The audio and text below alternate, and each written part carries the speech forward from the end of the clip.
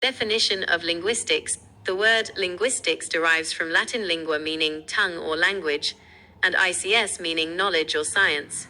Class. The term linguistics originates from two Latin roots. Lingua signifies tongue or language, and ICS denotes knowledge or science. Therefore, linguistics is, in its essence, the systematic knowledge or science dedicated to language. Linguistics is the scientific study of language.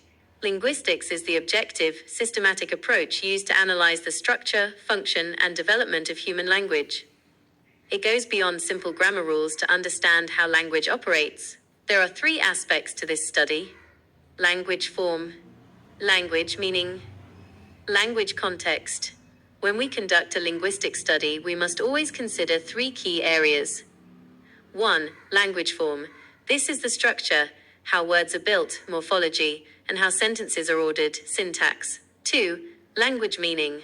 This is semantics, what the words and sentences actually communicate. 3. Language context. This refers to the situation, time, and social environment in which the language is used. Language linguistics is considered to be scientific on the basis of three grounds. Its spirit is scientific. It follows scientific methods of investigation. It is guided by scientific principles. We classify linguistics as a science for three main reasons. 1. Its attitude is objective. It seeks factual evidence rather than opinion. 2. It strictly employs testable systematic methods for research, much like physics or chemistry. 3. Its findings must be consistent with established scientific principles. C.F. Hockett. The organized body of information about language is called linguistics. C.F. Hockett defines linguistics as the entire structured, consolidated body of information that has been systematically gathered about language. The scientific principles that a linguist follows. A. Principle of objectivity, unbiased use of language, scientific study. B. Principle of exhaustiveness. C. Principle of economy. Any good linguist must adhere to these rigorous principles. A. Objectivity. The study must be free from personal bias and opinions, relying only on verifiable facts. B. Exhaustiveness. The analysis must be comprehensive, covering all relevant language data completely. C. Consistency. The rules and analytical tools used must be applied uniformly throughout the study. D. Economy. Given multiple possible analyses, the simplest and most concise one is always preferred. The steps linguistics follows are observation of data, right arrow, formation of hypothesis, down arrow, experiment, down arrow, formulation of theory. Linguistics utilizes the standard research process. 1. It begins by observing real language data used by speakers. 2. It then forms a hypothesis, an informed guess, to explain that observation. 3. This hypothesis is then tested against further evidence. 4. Finally, a validated theory is established. What are different branches of linguistics? Explain them briefly. Right arrow linguistics is the scientific study of language. It is a new field of knowledge which studies language from different angles or point of views. Studying language are called the branches of language. Some of the important branches of linguistics are: linguistics examines language through many different lenses or perspectives. These specialized areas of study are referred to as the branches of linguistics: theoretical linguistics and applied linguistics. Right arrow theoretical linguistics produces theories, principles, and methods, whereas applied linguistics applies the theories, methods, and feeling of linguistics in practical field. Theoretical linguistics is dedicated to creating the abstract models, rules, and principles of language structure. Applied linguistics takes these established models and uses them for practical purposes, such as designing better language teaching methods or developing translation tools. Synchronic linguistics and diachronic linguistics. Right arrow. The study and description of language in particular point of time known as synchronic linguistics, whereas the study of development of a language through time is known as diachronic linguistics. Synchronic linguistics analyzes a language at a single, fixed point in time, focusing on how it works now. Diachronic linguistics studies the historical changes and evolution of a language across different centuries. General linguistics and descriptive linguistics. Right arrow general linguistics applied the concept and categories in the term of which a particular language can be analyzed, whereas descriptive linguistics provides the data which confirm or refute the propositions and theories put forward in general linguistics. General linguistics develops the universal concepts and frameworks applicable to the analysis of any human language.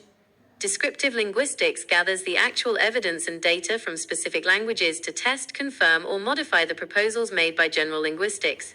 Microlinguistics and macrolinguistics. Right arrow microlinguistics refers to narrower and macrolinguistics, to a much broader view of the scope of linguistics. Microlinguistics takes a narrow focus, concentrating solely on internal aspects of language, such as grammar and sounds. Macrolinguistics adopts a much broader perspective, exploring the connections between language and outside factors like culture, society, and the mind. Psycholinguistics and sociolinguistics. Right arrow psycholinguistics is a branch of linguistics that studies language in relation to human mind, whereas sociolinguistics is a branch of linguistics in which human language is studied in relation to society. Psycholinguistics studies the complex relationship between language and the human mind, how we acquire, process, and understand speech. Sociolinguistics examines the relationship between language and society, how factors like social class, age, and geography influence language use. Developmental linguistics. Right arrow developmental linguistics is a branch of linguistics which is concerned with the study of the acquisition of language in children. This branch is specifically focused on understanding the mechanisms and stages involved in children learning their first language. Neurolinguistics. Right arrow. The study of the relationship between language and the brain is called neurolinguistics. Neurolinguistics is dedicated to studying how language functions are mapped and processed in the brain, often through investigating speech impairment caused by brain damage. Computational linguistics and clinical linguistics, etc. Right arrow computational linguistics is a branch of linguistics in which computer is used to analyze language. Clinical linguistics is a branch of linguistics in which language disorder, speech therapy, etc. are studied. Computational linguistics involves using computer algorithms and software to process and analyze natural language, think language translation. Clinical linguistics applies linguistic knowledge to the diagnosis and treatment, like speech therapy, of various language disorders. Key concepts in language and linguistics. 1. Langue and parole. The concept of langue and parole was first time developed by the Swiss linguist Ferdinand de Saussure, the father of modern linguistics. These pivotal concepts were introduced by the highly influential Swiss scholar Ferdinand de Saussure. Langue, the system. Parole, the usage. Langue is abstract and exists collectively in the minds of the community. Parole is concrete. It is the physical, audible act of communication. Langue is the shared underlying system of language, the knowledge. Parole is the actual individual act of speech, the performance. Langue is stable and slow to change. Parole is dynamic and happens moment by moment. Simply put, langue is the entire rulebook of the language that is shared by everyone. Parole is the individual use of that rulebook every time someone speaks or writes. 2. Competence and performance. The terms competence and performance are first time developed by Noam Chomsky. These essential terms for distinguishing internal knowledge from external use were proposed by the renowned linguist Noam Chomsky. Competence, inner knowledge. Performance, outer action. Competence is the perfect subconscious knowledge a native speaker has of the grammatical rules. Performance is the actual production or comprehension of language in real-life situations. It is not directly observable as it resides in the mind. It is directly observable by listening to what is said. Competence is the ideal, complete system. Performance is the imperfect manifestation of that system, often affected by tiredness or memory limits. Simply put, competence is your perfect, innate ability to generate correct sentences. Performance is the actual sentence you speak, which may contain errors due to external factors. Relationship among form, function, substance, and meaning. 1. Form and substance. Form refers to the structure, shape, or organization of a language unit. Substance refers to the raw material it is composed of. In linguistics, form is the grammatical pattern, and substance refers to the sounds/letters or the meaning/content being conveyed. 3. Form. Form refers to the structural pattern of morphemes, words, phrases, and sentences. It is the organized way that sounds or letters are arranged to create a meaningful combination. Its domain is primarily grammar and syntax. 4. Substance. Substance refers to the fundamental physical ingredients of language. This includes the physical sounds, if spoken, or the letters and punctuation marks if written. 5. Form and meaning. Form is the structure or outer appearance of a language unit. Meaning is the message or information conveyed by that form. It is crucial to understand that the relationship between form and meaning is not always one-to-one. One word does not always equal one meaning. We categorize this relationship into 3 types. 1. One form conveys one meaning. The form pencil reliably conveys only one meaning. 2. One form conveyed 2 or more than 2 meanings. The form bank can refer to a financial institution, a river edge, or a blood storage facility. One word, multiple meanings. 3. Several forms can convey one meaning. The forms dog, English, kukur, Nepali, and chien, French, are different forms but all convey the single meaning of a 4-footed domestic animal. 6. Form and function. Form is the language's grammatical structure or pattern. Function is the communicative purpose for which the language is used. 1. One form serves one function. Water boils at 100 degrees Celsius. Function. Informing/stating a fact. 2. One form express as more functions. The imperative sentence structure, give me a pen, can perform various functions. Give me a pen. Function request. Give me a pen right now. Function, command. Give me a pen, or I'll beat you. Function, threat. Descriptive and prescriptive grammar. A. Descriptive grammar. Descriptive grammar is an objective approach. It describes language exactly as it is used by a speech community at a given time, noting variations and pronunciations, but it does not pass judgment on correctness. B. Prescriptive grammar. Prescriptive grammar is a regulatory approach.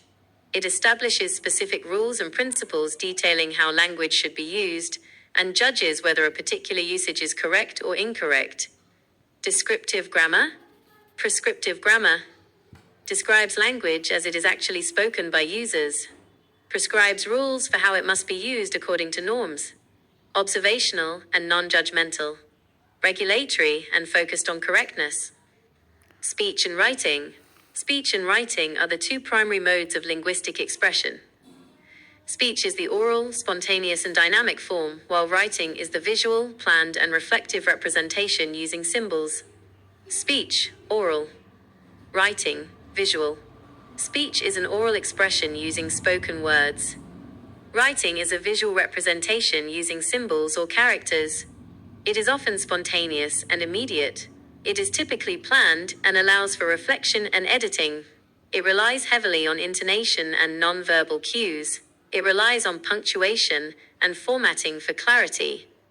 Orthographic writing and phonetic writing. Orthographic writing refers to the standardized writing system used in everyday life, our conventional alphabet and spelling. Phonetic writing uses specialized symbols, like those in the IPA chart, to represent the precise sounds of speech. It maintains a strict one-to-one correspondence between symbol and sound, making it essential for linguistic analysis. Orthographic writing. Phonetic writing uses standardized letters and conventions. Uses sound symbols for accurate pronunciation. Common in everyday use. Valuable for linguistic analysis and speech recording.